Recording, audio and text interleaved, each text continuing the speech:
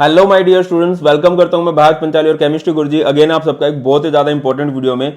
तो आज हम लोग करने वाले हैं एनसीईआरटी लाइन बाय लाइन नहीं, एनसीईआरटी के मेन पॉइंट्स, एनसीईआरटी का निचोड़ of the chapter electrochemistry. Electrochemistry एक बहुत लेंथी चैप्टर है, जो भी इसके मेन मेन पॉइंट्स हैं जो जनरली आप लाइन छोड़ दोगे जिससे रिलेटेड ज्यादातर क्वेश्चन बनने के चांसेस है वो मैंने इस वीडियो में कवर किए हैं। बट मैं रिक्वेस्ट करूंगा कि आप इससे पहले इस चैप्टर का वन शॉट देख लो सो दैट कि आपको इस चैप्टर के बारे में ओवर आइडिया पहले से हो, इंपॉर्टेंट पॉइंट्स के बारे में पहले से सब कुछ पता हो और मेन मेन पॉइंट्स आप लोग इसके देख लो। तो इस चैप्टर का वन शॉट मैंने ऑलरेडी करवा रखा है, या फिर सर्च कर लेना electrochemistry one shot by Bharat Panchal, और इसमें मेन पॉइंट्स को मैंने हाईलाइट किया है और इस लेक्चर की पीडीएफ आपको मिल जाएगी टेलीग्राम चैनल जिस जो है भारत पंचाल सर के नाम से। तो चलिए अब इसके मेन पॉइंट्स देखते हैं इलेक्ट्रोकेमिस्ट्री के, और एक दो क्वेश्चन पूछे हैं, आई होप आप लोग उनके आंसर कर दोगे। तो देखिए सबसे पहली बात है chemical reactions. Okay, very nice. Chemical reactions can be use to produce electrical energy. हम केमिकल रिएक्शंस का यूज कर सकते हैं to produce electrical energy, and electrical energy can be used to carry out chemical reaction that do not proceed spontaneously. आपको दो word सुनने को मिलेंगे, spontaneous, non spontaneous. Spontaneous means ऐसे चेंजेस जो अपने आप हो सकते हैं, जैसे कि मैं एक पहाड़ी के ऊपर से बॉल छोड़ता हूं तो वो अपने आप नीचे आ जाएगी, बट अगर आप नीचे से ऊपर बॉल को पुश करोगे तो वो अपने आप नहीं जाएगी। ऐसे चेंजेस को हम लोग बोलते हैं नॉन स्पॉन्टेनियस, और ये क्या है, स्पॉन्टेनियस है। तो स्पॉन्टेनियस चेंजेस से आप लोग इलेक्ट्रिकल एनर्जी प्रोड्यूस करोगे और उसका यूज करोगे नॉन स्पॉन्टेनियस चेंजेस को करने के लिए, है ना। लिखा गया है electrochemistry is the production of electricity from energy release during spontaneous chemical reaction and the use of electrical energy to bring about non spontaneous chemical transformation। ठीक है, और ये जो इलेक्ट्रोकेमिस्ट्री है जिसमें हम इलेक्ट्रिकल एनर्जी प्रोड्यूस करना सीख रहे हैं, तो इसका आजकल यूज किया जा रहा है। Electrochemistry is important for creating new technologies that are eco friendly, like hydrogen economy, है ना। फ्यूल सेल, फ्यूल सेल उसी की तो बात करता है कि भाई हाइड्रोजन का एज फ्यूल यूज करो, पोल्यूशन ना फैले। देखो हम जो डिपेंड करते हैं वो फॉसिल फ्यूल पे डिपेंड कर रहे हैं ना, पेट्रोल पे, डीजल पे, बट यस एक टाइम ऐसा आएगा मतलब मैंने कहीं सुना भी है कि पानी महंगा हो जाएगा और फॉसिल फ्यूल सस्ते हो जाएंगे, क्योंकि हम उन चेंजेस की तरफ जा रहे हैं कि हम पेट्रोल डीजल को कम यूज करें और बाकी जो हमारे पास मेथड्स हैं उनका हम यूज करें। ये चैप्टर में हम आगे पढ़ेंगे भी। चलो, तो सबसे पहला जो टॉपिक आता है वो आता है इलेक्ट्रोकेमिकल सेल। सबसे पहली बात हम लोग सेल किसे कहते हैं। सेल एक ऐसा डिवाइस होता है जो एक एनर्जी को कन्वर्ट कर देता है दूसरी एनर्जी के अंदर। तो इलेक्ट्रोकेमिकल सेल में हम लोग पढ़ेंगे डेनियल सेल। डेनियल सेल का दूसरा नाम होता है जिंक कॉपर सेल। ये होता क्या है, electrochemical cell that convert chemical energy liberated during redox reaction to electrical energy, है ना। यहां पर अगर आप देखो तो एक सेटअप को समझने की कोशिश करो। हमारे पास दो कंटेनर है, दो बीकर है, एक में हमने जिंक की रोड ली है और उसको डिपॉजिट कराया है हमने किसके अंदर, जिंक सल्फेट के सॉल्यूशन के अंदर, और हमारे पास दूसरा कंटेनर है उसमें हमने कॉपर की रोड ली है और उसको हमने डिपॉजिट कराया है कॉपर सल्फेट के अंदर, उसमें डिपॉजिट कराया है। और इनको कनेक्ट करने के लिए देखिए बाहर से हमने वायर लगा दी है ना। यहाँ पर वोल्ट मीटर लिया जा सकता है और अंदर हम लोगों ने सोल्ट ब्रिज ले लिया है। सोल्ट ब्रिज के अंदर सोल्ट पाया जा सकता है, कौन कौन सा, KCl हो सकता है, या फिर KNO3 हो सकता है, या फिर NH4NO3 हो सकता है, ये सब हो सकते हैं। और इनके साथ एक पॉलीसेकेराइड भी लिया जाता है, मिक्स किया जाता है, जिसका नाम है अगर अगर। ठीक है, जिलेटिन टाइप से, जेली लाइक से ये होता है, इनको मिक्स करके इसमें डाल दिया जाता है। और ये जो इलेक्ट्रोलाइट होते हैं ये फास्ट होते हैं, इनर्ट होते हैं, और इनकी जो मोबिलिटी होती है वो सेम होती है। मतलब ये जब आयंस टूटते हैं ये सेम स्पीड से ट्रैवल करते हैं। ठीक है, इलेक्ट्रोकेमिकल सेल को हम लोग क्या भी बोल सकते हैं, गैल्वेनिक सेल भी बोल सकते हैं, वोल्टेज सेल भी बोल सकते हैं। जब इस सेल की पावर आती है, एनर्जी निकल के आती है, तो वो कितनी निकल के आती है भैया, वो निकल के आती है 1.1 वोल्ट। ये कैसे आई है हम आगे पढ़ भी लेंगे। एक दूसरा सेल होता है हमारे पास इलेक्ट्रोलिटिक सेल। इलेक्ट्रोलिटिक सेल हम लोग किसे कहते हैं भैया, जिसमें हम इलेक्ट्रिकल एनर्जी से केमिकल एनर्जी बना रहे होते हैं, या फिर दूसरे वर्ड्स में पढ़ो a device for using electrical energy to carry non spontaneous chemical reaction. ये ऐसा डिवाइस होता है जो इलेक्ट्रिकल एनर्जी का यूज करता है सो दैट कि हम नॉन स्पॉन्टेनियस केमिकल रिएक्शन में चेंज कर सकें। ठीक है, अब इसके बाद आप लोग ये तीन तरह के डायग्राम आप देखोगे, ये बहुत इंपॉर्टेंट है। ठीक है, हमने देख लिया कि हमारे सेल का जो पोटेंशियल है वो कितना होता है, 1.1 वोल्ट है। हम बाहर से पोटेंशियल अप्लाई करते हैं। देखिए यहां से हमने बाहर से पोटेंशियल अप्लाई करना स्टार्ट करा और वो पोटेंशियल कितना है, वो लेस देन 1.1 वोल्ट है। हमारे सेल का पोटेंशियल है 1.1 वोल्ट और हमने बाहर से पोटेंशियल अप्लाई किया लेस देन 1.1 वोल्ट। तो क्या होगा, तो कुछ फर्क नहीं पड़ेगा क्योंकि हमारे सेल की पावर इस टाइम ज्यादा, तो हमारा सेल जीतेगा, है ना। जो इलेक्ट्रॉन है वो जिंक से किस तरफ जाएंगे, कॉपर की तरफ। जो करंट है वो किस तरफ जाएगा, कॉपर से जिंक की तरफ। हमारा सेल नॉर्मली बिहेव करेगा, यही लिखा गया है, electron flows from zinc rod to copper rod, hence current flows from copper to zinc. जो Zn है डिजोल्व होगा एट एनोड, ये डिजोल्व होता जाएगा, Zn क्या बनता जाएगा, Zn2 पॉजिटिव। और यहां से सॉल्यूशन में से कॉपर 2 पॉजिटिव जो है, इसके 2 इलेक्ट्रॉन लेके क्या बन जाएगा, कॉपर बन जाएगा और इधर डिपॉजिट होता जाएगा। अच्छा, एक चीज मैं बताता हूं, ये जो हमारा इलेक्ट्रोकेमिकल सेल है, जब इसकी वर्किंग स्टार्ट होती है तो इस सॉल्यूशन में ना Zn2 पॉजिटिव आयंस बहुत ज्यादा बन जाते हैं, बहुत ज़्यादा। Zn2 पॉजिटिव आयन ज़्यादा होते हैं SO4 2 नेगेटिव से। और इस तरफ क्या हो जाता है, इस तरफ कॉपर डिपॉजिट होना स्टार्ट करता है, तो कॉपर 2 पॉजिटिव आयन जो होते हैं बहुत कम हो जाते हैं SO4 2 नेगेटिव से। इस तरफ पॉजिटिव आयन बहुत ज़्यादा है, इस तरफ नेगेटिव आयन बहुत ज़्यादा है। तो इस न्यूट्रलिटी को मेंटेन करने के लिए सोल्ट ब्रिज का यूज होता है। इस सोल्ट ब्रिज का यूज होता है सो दैट कि जो चार्ज इम्बैलेंस हो रहा है इस चार्ज को बैलेंस कर सके।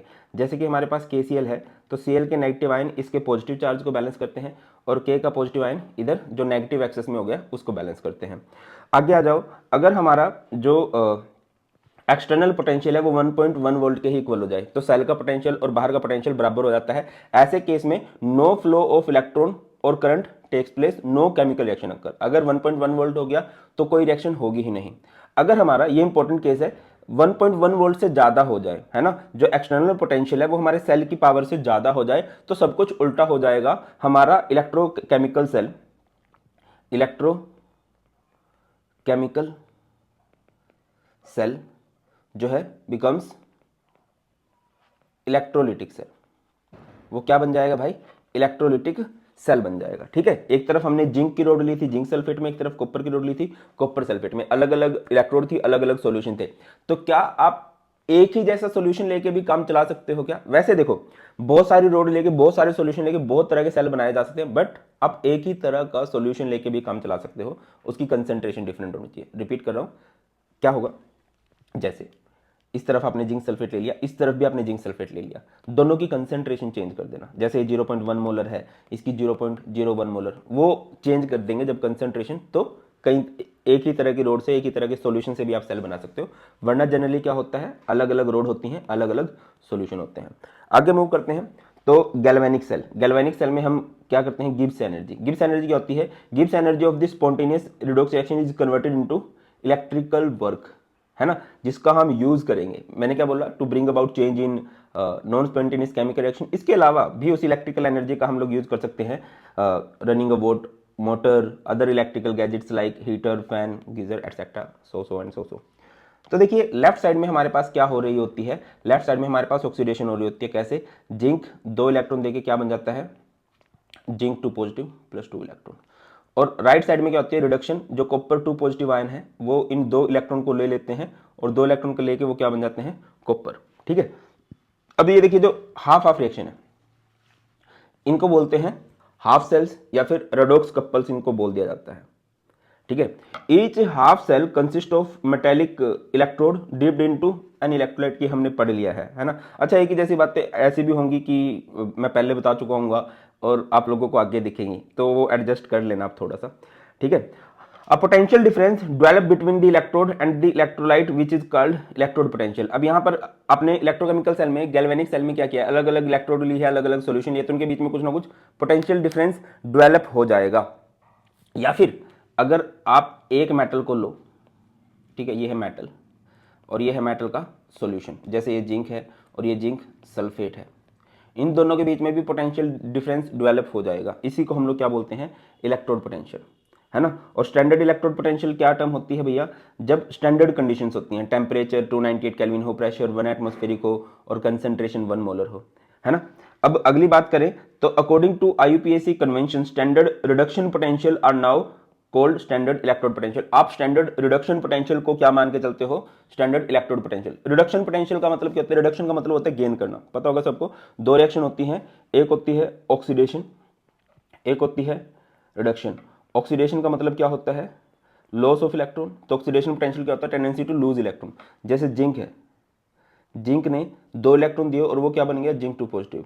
और रिडक्शन क्या होता है? Gain of electron. ठीक है, जैसे कि कॉपर 2 पॉजिटिव है और कॉपर 2 पॉजिटिव से क्या बन गया? कॉपर। अब 2 पॉजिटिव कैसे खत्म होगा? उसने 2 इलेक्ट्रॉन लिए होंगे। अगली बात याद रखिए, the direction of current flow is opposite to that of electron flow. Current जो फ्लो करता है वो इलेक्ट्रॉन फ्लो के अपोजिट चलता है।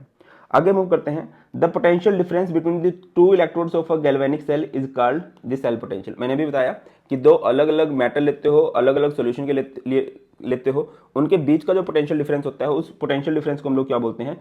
सेल का पोटेंशियल बोलते हैं। या फिर आप लोग उसे कह सकते हो स्टैंडर्ड इलेक्ट्रोड पोटेंशियल, या फिर उसे बोल सकते हो सेल की ईएमएफ। ईएमएफ मतलब electromotive force when no current is drawn through the cell. बाहर से कोई करंट आप लोगों ने नहीं अप्लाई किया है। ठीक है, कभी भी अगर आपको इलेक्ट्रोड पोटेंशियल ऑफ सेल निकालना है तो आप हमेशा कैसे निकालोगे? ई राइट माइनस ई लेफ्ट, है ना। ये ऐसे था सेटअप हमारा, इस तरफ जिंक की रोड थी, इस तरफ कॉपर की रोड थी। तो जो राइट वाले का पोटेंशियल है उसमें से लेफ्ट वाले का पोटेंशियल माइनस कर दोगे। क्लियर है? अच्छा, हमारे पास एक दूसरी रिएक्शन दे रखी है, कॉपर 2 पॉजिटिव, एजी पॉजिटिव, एजी। यहाँ पर अगर आपको पता करना हो, देखिए आपको पता होना चाहिए 2 रिएक्शन है, एक है ऑक्सीडेशन और एक है रिडक्शन। एक बात याद रखनी है कि ऑक्सीडेशन में पॉजिटिव चार्ज बढ़ता है, रिडक्शन में पॉजिटिव चार्ज घटता है। ऑक्सीडेशन में नेगेटिव घटता है और रिडक्शन में नेगेटिव बढ़ता है। अगर आपको इस रिएक्शन से प्रेडिक्ट करना हो किस पे ऑक्सीडेशन है किस पे रिडक्शन है, कैसे कंपेयर करोगे? कॉपर को कॉपर से कंपेयर कर दो। ठीक है, 0 से क्या हो रहा है? +2 हो रहा है। इट मीन्स यहाँ पर पॉजिटिव चार्ज बढ़ रहा है, इट मीन्स ये ऑक्सीडेशन है, तो इसको ऑक्सीडेशन हाफ रिएक्शन में लिखोगे। और एजी पॉजिटिव को जब आप एजी से कंपेयर करोगे तो पॉजिटिव जो है 0 हो रहा है, यानी कि पॉजिटिव चार्ज घट रहा है, तो ये क्या है? रिडक्शन कहलाएगा। अच्छा, एक बात और गैल्वेनिक सेल में जो आपको याद रखनी चाहिए, वो याद रखनी चाहिए लोन। क्या याद रखना चाहिए? लोन। लोन का मतलब क्या है कि लेफ्ट में हमेशा ऑक्सीडेशन होगी, है ना, और एनोड पर नेगेटिव चार्ज होगा। ये इलेक्ट्रोकेमिकल सेल, हर एक सेल के लिए ये बात सही है कि जो लेफ्ट साइड है इधर ऑक्सीडेशन होगी, राइट साइड है रिडक्शन होगी। ऑक्सीडेशन वाले को हम लोग एनोड बोलेंगे, रिडक्शन वाले को हम लोग क्या बोलेंगे? कैथोड बोलेंगे। ठीक है, आ जाओ। तो आप लोग इसमें भी कैसे ही कर सकते हो, राइट माइनस लेफ्ट कर सकते हो, या फिर ई सेल अगर आपको निकालना है तो आप क्या कर सकते हो?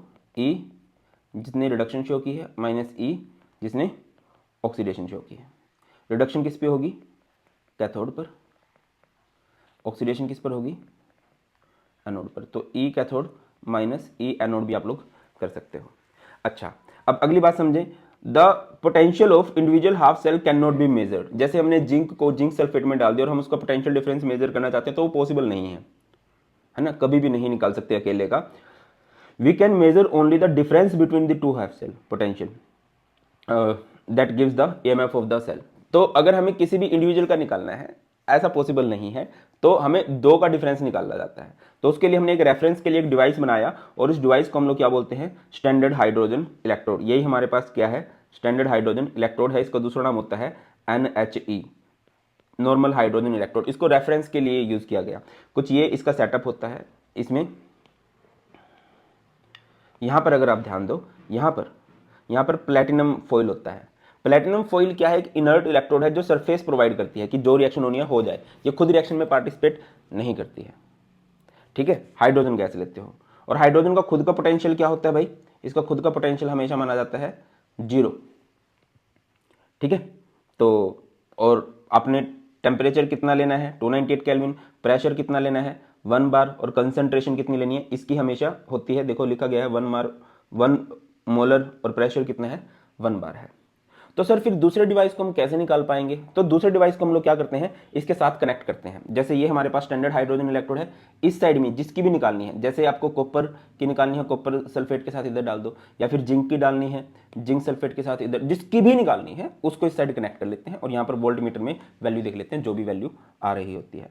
Eight 298 kelvin the EMF of the cell, standard hydrogen electrode, और ऐसे salt bridge and second half cell कैसे बनाओगे?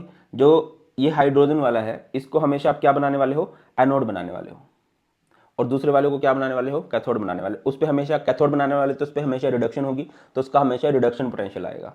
ठीक है, आपको पता ही है ई नोट सेल कैसे निकालते हैं? E nought right minus E nought left. ठीक है, जैसे कि यहाँ पर आप समझो ये PtH2H पॉजिटिव, ये क्या है, ये हमारे पास स्टैंडर्ड हाइड्रोजन इलेक्ट्रोड है, ये हमारे पास सोल्ट ब्रिज है, और ये कॉपर 2 पॉजिटिव से कॉपर है। कॉपर पे अगर आप ध्यान से देखो तो रिडक्शन हो रही है, और जब आपने वैल्यू निकाल के देखी तो ये कितनी आई, 0.34 वोल्ट। अच्छा, ये चेंजेस जो होते हैं ई नोट जब भी आते हैं, ये वैल्यू आपकी प्लस आएगी या फिर माइनस आएगी। जब ये वैल्यू प्लस है इट मीन्स ये चेंज जो है फिजिबल है, ये चेंज होना चाहता है, ये चेंज पॉसिबल है। और अगर वैल्यू नेगेटिव आ रही है इट मीन्स ये जो चेंज है ये नॉट फिजिबल है, ये होना नहीं चाहता था बट हमने इसको फोर्सफुली करवाया है। हम नहीं, ये नहीं चाहता था कि हो बट हमने करवा दिया इसको। जैसे दूसरा केस समझो आप, यहाँ पे अगर आपको दिखाई दे रहा हो ये प्लेटिनम H2H पॉजिटिव, ये किसका सेटअप है, ये स्टैंडर्ड हाइड्रोजन इलेक्ट्रोड का सेटअप है, Zn2 पॉजिटिव से Zn, Zn2 पॉजिटिव से Zn यानी कि ये जिंक है। अब जिंक 2 पॉजिटिव से Zn यानी कि ये +2 से 0 हो रहा है, पॉजिटिव चार्ज घट रहा है, इट मींस ये रिडक्शन हो रही है। अब जिंक रिडक्शन करना नहीं चाहता, और जब ये नहीं करना चाहता तो आप इसका पोटेंशियल देखो कितना आया है, -0.76 वोल्ट। ऐसे ही अलग अलग मेटल को अलग अलग सॉल्यूशन में डाल के उनकी वैल्यूज निकाल ली गई, सबका स्टैंडर्ड रिडक्शन पोटेंशियल निकाला गया, और उसी को क्या बोला गया बाद में, स्टैंडर्ड इलेक्ट्रोड पोटेंशियल। अगर किसी की वैल्यू पॉजिटिव आ रही थी इट मींस वो उस चेंज को करना चाह रहा था, अगर किसी की वैल्यू नेगेटिव आ रही थी इट मींस वो रिडक्शन नहीं शो करना चाहता था, वो ऑक्सीडेशन शो करना चाहता था, बट हमने उसको राइट में रख दिया, उसको रिडक्शन शो करनी पड़ी तो उसकी वैल्यू ये आ गई। गेटिंग माई पॉइंट, आगे समझो। तो जब हम इनको आपस में कनेक्ट कर देते हैं कॉपर को और जिंक को, तो कॉपर तो हमें पता चल गया यार, कॉपर तो रिडक्शन शो करना चाह रहा है, जिंक क्या शो करना चाह रहा है, जिंक तो ऑक्सीडेशन शो करना चाह रहा है। ठीक है, तो हम क्या कर सकते हैं, E note cell, E nought right minus E nought left, salt bridge. Right में क्या था, रिडक्शन वाला, लेफ्ट में क्या था, ऑक्सीडेशन वाला। तो राइट में जो कि हमारे पास कॉपर है, कॉपर की वैल्यू कितनी है, 0.34, लेफ्ट में हमारे पास जिंक है, माइनस करोगे और इसकी वैल्यू -0.76, 1.1 वोल्ट। अच्छा, सेल के पोटेंशियल से भी हमें सेल की फिजिबिलिटी या पॉसिबिलिटी पता चल जाती है। अगर हमारे सेल का पोटेंशियल पॉजिटिव आ रहा है इट मींस वो सेल पॉसिबल है, और अगर नेगेटिव आ रही है इट मींस वो सेल पॉसिबल नहीं है। अच्छा, मेटल्स लाइक प्लैटिनम और gold are used as inert electrode, they do not participate in the reaction but provide their surface for oxidation और रिडक्शन। ये मैंने आपको बताया था अभी, क्लियर है। आगे मूव करते हैं। तो जब बहुत सारे इलेक्ट्रोड्स को लिया गया तो पता क्या चला हमें, standard electrode potential for fluorine is the highest in the table.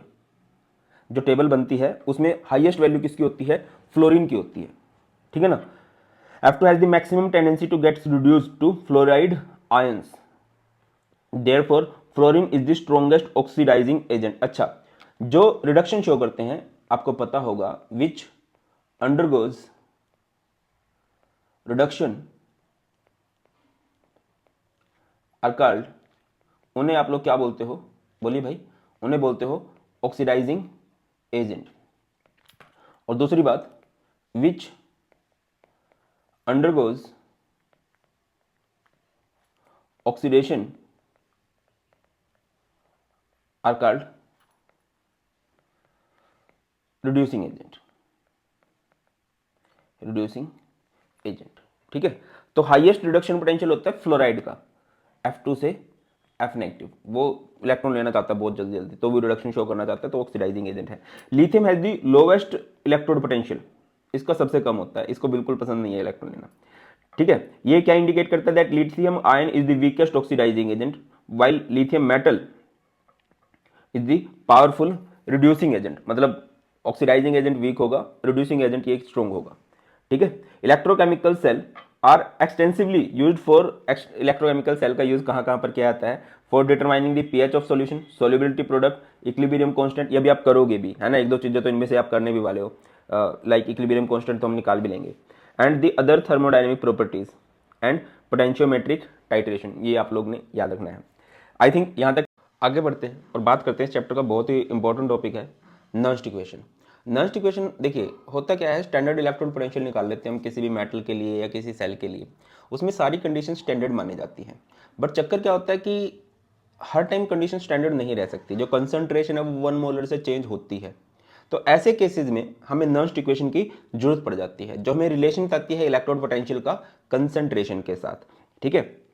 तो जैसे हमें इलेक्ट्रोड पोटेंशियल निकालना है किसी भी मेटल का, तो वो कैसे निकलेगा, standard electrode potential of that metal minus RT/NF/Ln 1 by concentration of the metal in ionic form. R हमारे पास गैस कांस्टेंट होता है, R की वैल्यू अगर आपको कभी जूल में एनर्जी दी गई है तो आप मान के चलोगे 20/3, और अगर कभी कैलोरी में दी गई है तो आप मान के चलोगे 2, बाकी आर की प्रॉपर मोस्टली वैल्यू आप लोग देखोगे 8.314 जूल पर केल्विन पर मोल होती है। और एफ यहाँ पर जो होता है, एफ का मतलब होता है फैराडे कांस्टेंट। फैराडे कांस्टेंट का मतलब क्या होता है, charge of 1 mole electron. 1 mole electrons का जब चार्ज निकालते हैं तो 96,487 बनता है, बट जनरली हम लोग इसको लेके चलते हैं 96,500 कूलम। ठीक है, टेम्परेचर केल्विन में होता है और उसको भी जनरली स्टैंडर्ड मानते हैं 298 केल्विन। बस ये जो कंसंट्रेशन होती है ना, ये चेंज होती है। ठीक है, अब यहाँ पर मेटल जो है हमारी वो एक्वस फॉर्म में है। ठीक है, गैसेस फॉर्म में होती है तो हम उसका पार्शियल प्रेशर लेते हैं, एक्वस फॉर्म में है तो हम इसकी कंसंट्रेशन लेंगे। और मेटल इन सॉलिड फॉर्म को हम नहीं लिखते, और लिखना भी है तो इसकी कंसंट्रेशन हमेशा 1 मोलर होती है। ये हमारे पास फॉर्मूला है। और अगर आप इस अच्छा, ये हमारे पास इलेक्ट्रोकेमिकल सीरीज है। इलेक्ट्रोकेमिकल सीरीज मैंने आपको बता दी थी। ये हमारे पास क्या है, देखिए अलग अलग बुक्स में अलग अलग है। एनसीईआरटी में क्या है, डिक्रीजिंग ऑर्डर हमें क्या दे रखा है, decreasing order of standard reduction potential दे रखा है। यानी कि यहाँ पर फ्लोरीन और फ्लोरीन का स्टैंडर्ड रिडक्शन पोटेंशियल सबसे ज़्यादा होता है 2.87 वोल्ट, और लिथियम का सबसे कम होता है -3.05 वोल्ट। हाइड्रोजन को रेफरेंस इलेक्ट्रोड के रूप में चूज किया जाता है तो इसका होता है 0.00 वोल्ट। ठीक है, तो जिसका भी रिडक्शन पोटेंशियल पॉजिटिव होता है, इट मीन्स वो रिडक्शन शो करेंगे। अच्छे क्या होंगे, ऑक्सीडाइजिंग एजेंट होंगे, गंदे रिड्यूसिंग एजेंट होंगे। जिनका भी रिडक्शन पोटेंशियल नेगेटिव है, इट मीन्स वो रिडक्शन शो करना नहीं चाहते, वो वीक ऑक्सीडाइजिंग एजेंट होंगे और स्ट्रॉन्ग रिड्यूसिंग एजेंट होंगे। I hope you are getting my point. जिसका reduction potential positive, it means वो रिडक्शन शो करना चाहता है, अच्छी रिडक्शन, अच्छा oxidizing agent, weak reducing agent. जिसका reduction potential negative, it means वो रिडक्शन नहीं शो करना चाहता, weak oxidizing agent, strong reducing agent. Clear है, आगे मूव करते हैं। तो यहाँ पर हमारी नर्स इक्वेशन लिख सकते हैं सिंपल, किसी भी सेल के लिए अगर आप चाहो तो। ठीक है, और अगर हाँ सेल के लिए हम लोग क्या भी लिख सकते हैं, सेल के लिए सिंपल फॉर्मूला मैं बता रहा हूँ। ई सेल अगर आपको निकालना है, E cell is equal to E note cell minus 0.0591 by N log concentration of the metal which undergoes oxidation to the concentration of the metal which undergoes reduction, इस तरह से। और यहाँ पर ऑक्सीडेशन जो है हमारे पास Zn2 पॉजिटिव शो करती है डेनियल सेल में, और रिडक्शन कौन शो करता है, कॉपर 2 पॉजिटिव।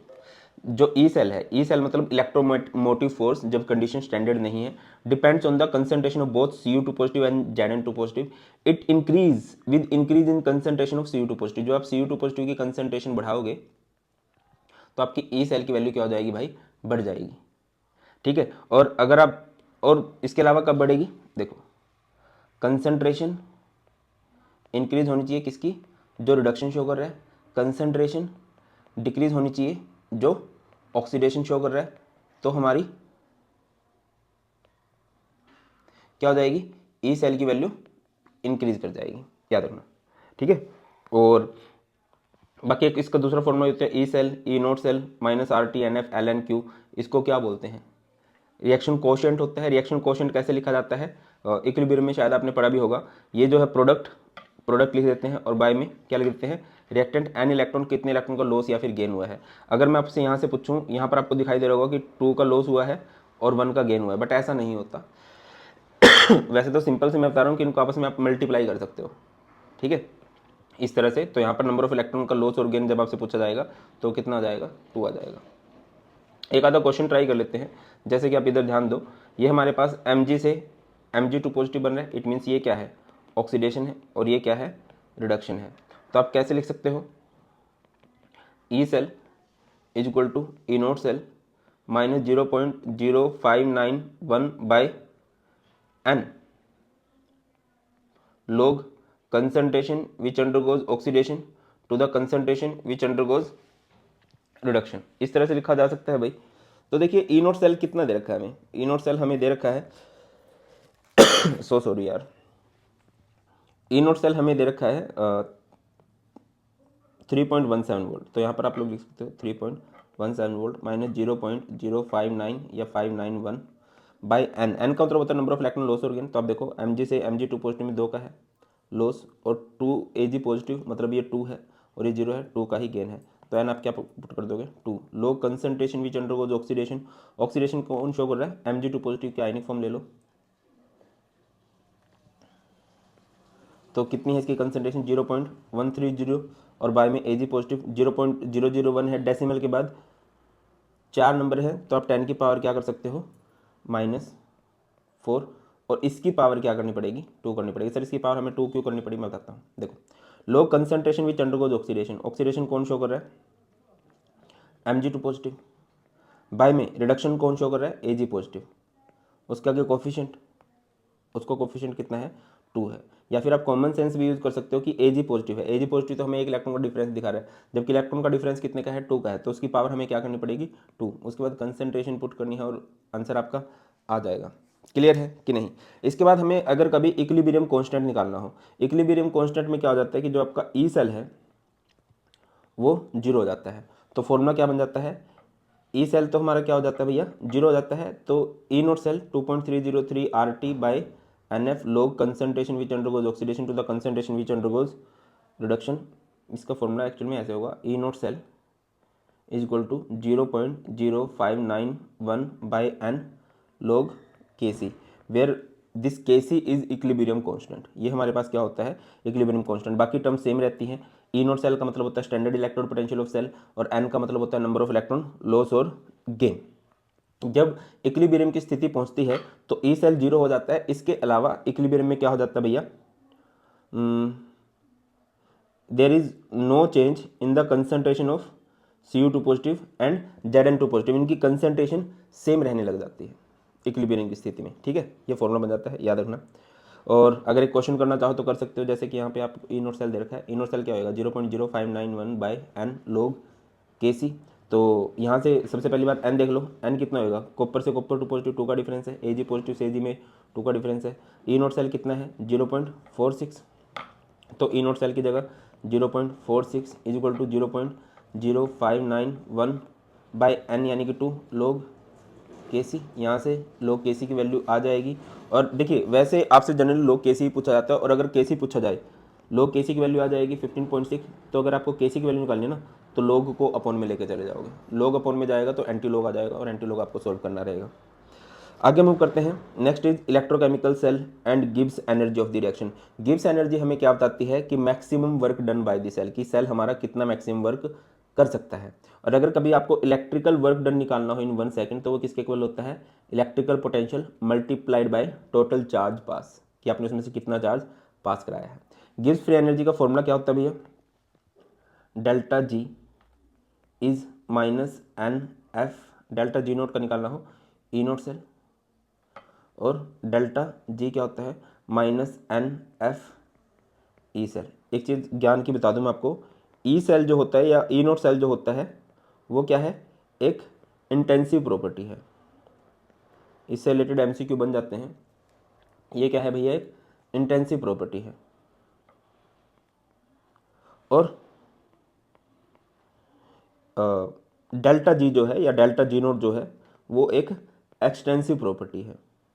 क्या होते हैं इंटेंसिव, क्या होते हैं extensive. Intensive means which is independent on amount on मास, और एक्सटेंसिव कौन सी होती है जो डिपेंड करती है अमाउंट पे। क्लियर है। आगे मूव करते हैं। जैसे यहाँ पर डेनियल सेल दे रखा है, डेनियल सेल का मतलब आप हमेशा समझना मैं जिंक कॉपर सेल की बात कर रहा हूँ, और जिंक कॉपर सेल का ई नोट सेल कितना होता है 1.1 वोल्ट। तो यहाँ से आपको डेल्टा जी नोट निकालना है, maximum work done by the या maximum electrical work done by the cell. कैसे निकलता है maximum electrical work done in 1 second is equal to electrical potential multiplied by total charge pass, है ना। और formula क्या बन जाता है इसका minus N F E note cell. ये है स्टैंडर्ड गिब्स फ्री एनर्जी और ये है Gibbs free energy. Gibbs free energy में हम लोग ई सेल यूज करते हैं जो कि नर्स्ट इक्वेशन से आएगा, और डेल्टा जी नोट में स्टैंडर्ड गिब्स फ्री एनर्जी में हम लोग ई नोट सेल का यूज करते हैं जो कि आपका नॉर्मली आ जाएगा। ठीक है, तो यहाँ से निकाल लीजिए delta G naught is equal to minus N F E note cell. N कितना है कम कर लीजिए, जिंक से जिंक 2 पॉजिटिव में 2 का डिफरेंस है, कॉपर 2 पॉजिटिव से कॉपर में 2 का डिफरेंस है, तो एन कितना आ गया 2। फैराडे कांस्टेंट कितना है भाई 96,487, बट आप इसको 96,500 मान के चलो, और ई नोट सेल कितना है 1.1 वोल्ट।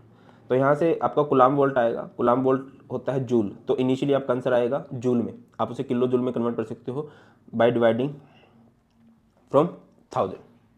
क्लियर है। तो ये हमारे पास गैल्वेनिक सेल वाला सारा सेटअप हुआ है। आई होप सबसे पहले आप लोगों ने क्या पढ़ा है लोन पढ़ा है। लोन क्या होता है लेफ्ट में ऑक्सीडेशन होती है, जिस पे ऑक्सीडेशन होती है उसे एनोड बोलते हैं, और नेगेटिव चार्ज होता है।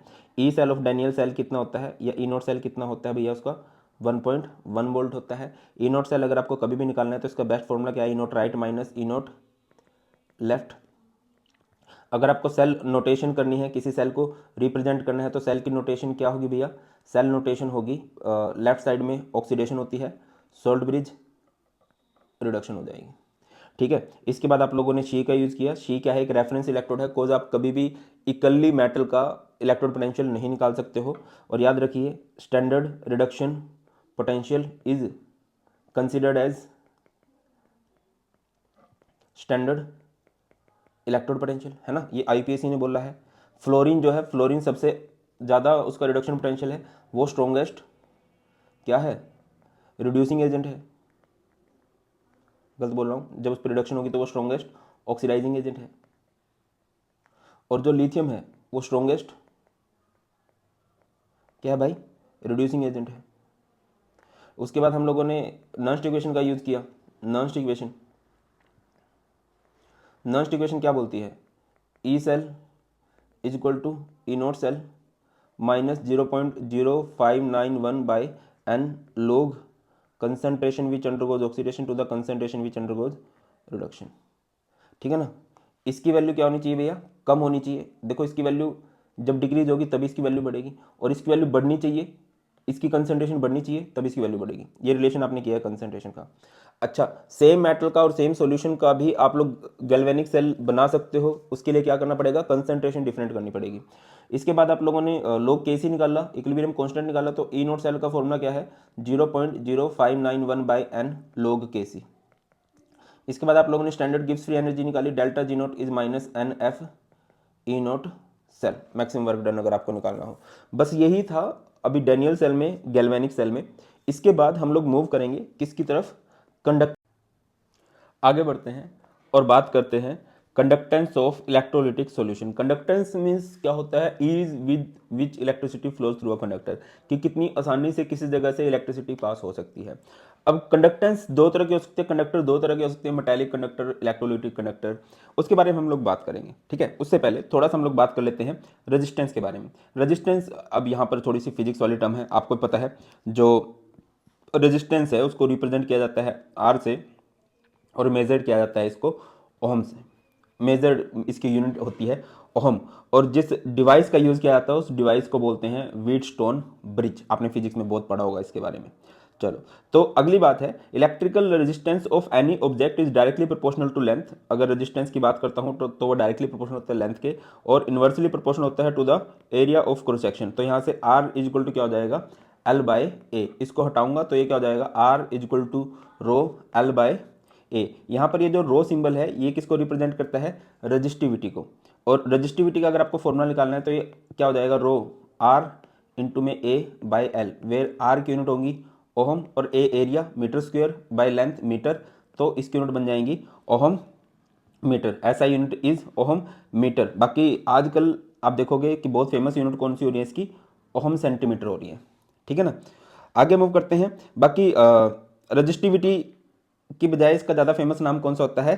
Specific resistance. स्पेसिफिक रेजिस्टेंस भी इसका नाम होता है, रजिस्टिविटी भी होता है। और आईयूपीएसी ने बोला है कि रजिस्टिविटी को ज़्यादा पॉपुलर कर दो, हम तो हम रजिस्टिविटी को ज़्यादा पॉपुलर मानने वाले हैं। अगली बात करें कंडक्टेंस। कंडक्टेंस क्या होता है? Inverse of resistance. रेजिस्टेंस क्या है? रुकावट, हिंड्रेंस। और कंडक्टेंस क्या है? कितनी आसानी से इलेक्ट्रिसिटी कंडक्ट होती है। और इसको हम लोग रिप्रेजेंट करते हैं जी से। जी का फॉर्मूला क्या बनता है भाई? जी इज इक्वल टू होता है 1 बाय आर। और आर क्या था? R is rho L by A, ऊपर चला जाएगा तो यहाँ से फॉर्मूला बन जाएगा ए बाय एल और 1 by rho. 1 by rho itself a constant that is kappa. ठीक है, और कप्पा क्या होता है भाई?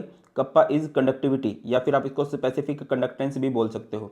ठीक है, और यहाँ पर आ जाएगा ए इंटू एल आ जाएगा। ठीक है, और क्लियर है। तो रेजिस्टेंस की यूनिट क्या होती है? ओहम। कंडक्टेंस की यूनिट क्या होंगी? Ohm inverse. यूनिट ऑफ जी की बात करूं, ओहम इनवर्स, या फिर आप लोग इसे क्या कह सकते हो? मोहो, या फिर आप इसे क्या कह सकते हो? कैप इनवर्स, या फिर आप इसे क्या कह सकते हो? साइमंस। इस तरह से बात है।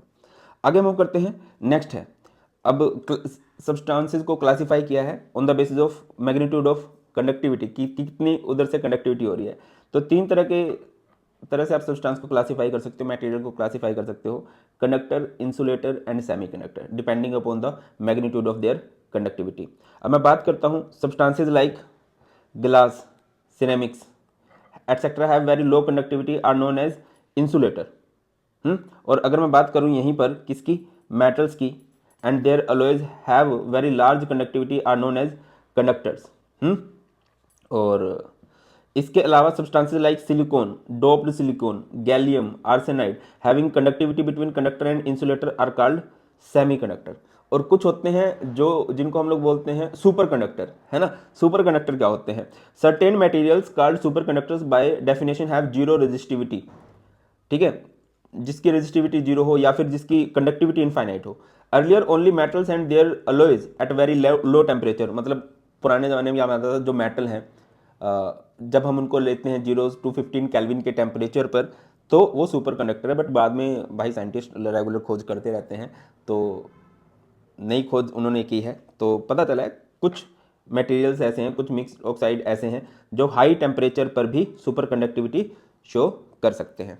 तो इलेक्ट्रिकल कंडक्टेंस जो होती है वो दो तरह के मैंने बताया कि दो वजह से हो सकती है, मेटालिक कंडक्टर्स के थ्रू और इलेक्ट्रोलिटिक। मेन फोकस हमने इलेक्ट्रोलिटिक पे करना है, बाकी थोड़ा सा मेटालिक को भी देख लो। मेटालिक कंडक्टर्स का दूसरा नाम होता है इलेक्ट्रॉनिक कंडक्टर। क्यों होता है, क्योंकि उनके अंदर मेटल्स के अंदर से जो करंट फ्लो करता है वो फ्लो करता है ड्यू टू इलेक्ट्रॉन्स, है ना। तो एक इस पर डिपेंड करता है nature and structure of metal, number of valence electron पर एटम एंड टेम्परेचर। टेम्परेचर का बड़ा स्पेसिफिक रोल है, it decreases with increase of temperature. Clear है, आगे मूव करें, नेक्स्ट बात करते हैं।